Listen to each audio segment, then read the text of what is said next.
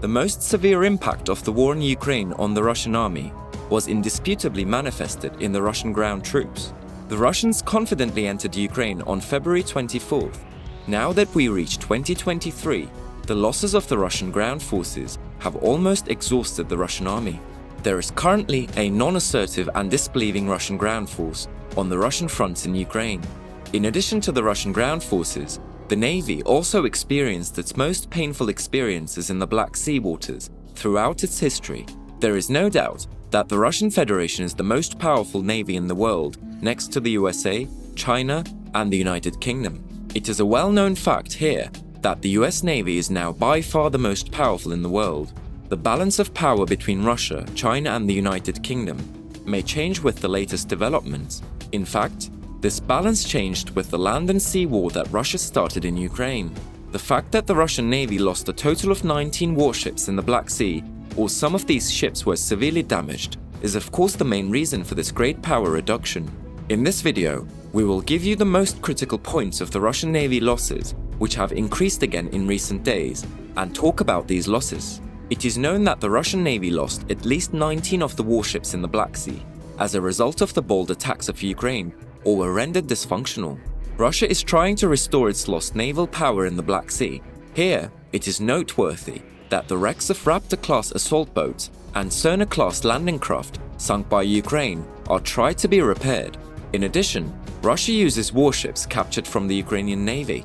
This situation actually reveals the helplessness of the Russian Navy in the Black Sea. These ships were not just ordinary small assault boats or small landing craft. We have been witnessing the rapid loss of power of the Russian Navy since March. In the Black Sea, Russia's flagship Moskva, the missile cruiser equipped with state-of-the-art weapons and missiles, was sunk, while the other flagship, the Makarov cruiser, had to be withdrawn, damaged. This incident was Admiral Makarov's first damage. In the attack on the Sevastopol port in the past months, one amphibious warship was destroyed, while at least one of the two large landing craft was destroyed and the other was disabled. At the same time, at least 5 of the Raptor-class high-speed patrol and attack boats, which were produced for use in special naval missions, were destroyed. Of the Raptor-class ships, the Russian Navy produced 17, and it was reported that 8 of them were in charge of the Black Sea Fleet. In other words, 65% of the Russian Raptor fleet in the Black Sea was eliminated by Ukraine. If we examine the events in detail, the beginning of everything was in March. In mid-March, in the port of Berdyansk, the Russian Navy received its first major blow. Special forces of the 503rd Marine Brigade and 501st Marine Brigade of the Ukrainian Armed Forces sank 2 Cerner-class landing craft and 1 amphibious warship, Orks, from the Russian Black Sea Fleet in the port of Berdyansk. This attack had exceeded the endurance of the Russian army. Snake Island was captured by the Russian fleet flagship Moskva missile cruiser just after the Russian army began its ground operation. The main purpose for the capture of this island was the landing plan that Russia aimed to realize in Odessa. With this landing, they would occupy Odessa, which could not be occupied by land operations, and completely cut off Ukraine's sea connection. But with a surprise Neptune strike missile attack, Moskva moved into the deep waters of the Black Sea. This cast a shadow over the irreversible strength of the Russian fleet in the Black Sea. Look, in the coming days, we will see how the Russian Navy lost its dominance of the Black Sea with this incident.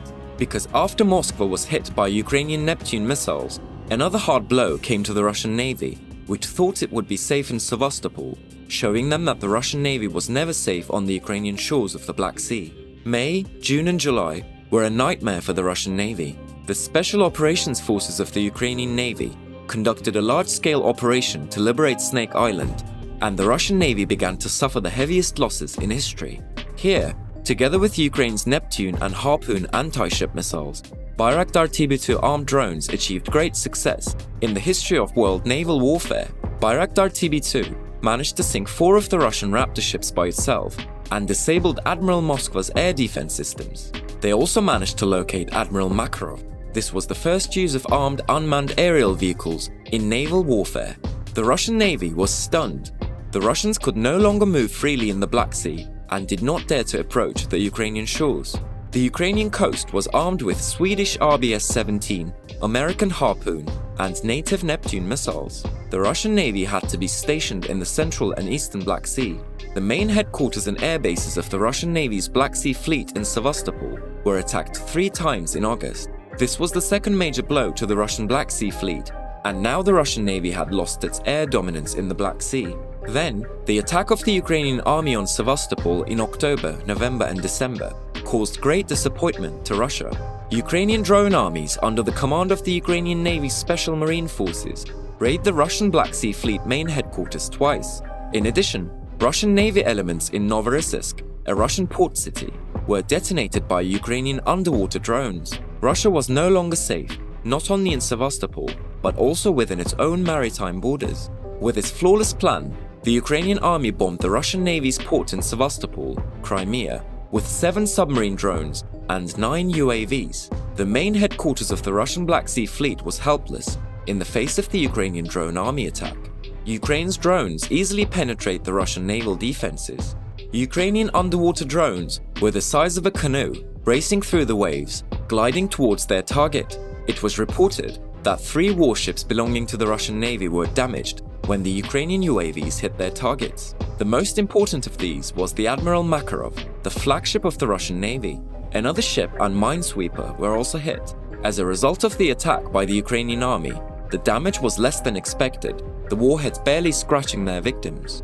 But the effects of the attack by Ukrainian UAVs on the Russian Navy in Sevastopol went far beyond the explosions. They put the Russian Navy into protection mode and essentially locked them in the port.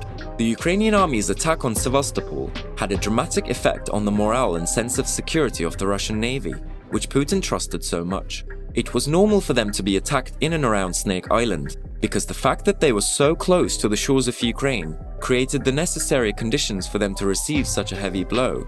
Even if it was an unexpected attack, they knew it would come one day. Likewise, Ukraine strengthened the Ukrainian coast with Harpoon anti-ship missiles right after the Neptune missile struck Moscow. But the Russian Navy, which was attacked in the port of Sevastopol, was aware that it was no longer safe in the port it sees as its own home. In fact, Russia had to tow some warships to the port of Novorossiysk. While making these analyses, I would like to draw your attention to another point. In the Dnieper River, many naval warships belonging to the Russian army were destroyed by Ukraine. We have repeatedly witnessed the destruction of shipping boats and some Raptor-class ships used for emergencies in the region. Each loss of the Russian Navy indirectly affected its activities in different regions. When the Russian Navy withdrew from Snake Island, the way for the Kherson counteroffensive of the Ukrainian armed forces was opened. When the west bank of Kherson fell into the hands of the Ukrainian armed forces, the Gulf of Dniprovska was now completely in the red zone for Russian warships. The passage of the Russian Navy to this region now seems impossible. There is currently no complete data on how the Russian Navy generals will evaluate the situation. However, we know that NATO warplanes are closely watching Russian warships in the Black Sea. Putin's steps are being closely followed, and now the probability of a move seems very low. NATO shares its intelligence with the Kiev government, and Ukrainian commanders are always prepared for a surprise attack. The war is about to come to a breaking point, and there will be a break in next February. When this break occurs, the Russian army will need navy support from the sea. However, given the situation in the Black Sea, it is unclear whether this support will come. The Russian Navy's suspense causes crisis. Russian President Vladimir Putin will seek remedies to save his navy from this crisis, but there doesn't seem to be anything he can do for now. In fact, if Putin loses when he plays his last card, he will lose everything with this game. Thanks for watching.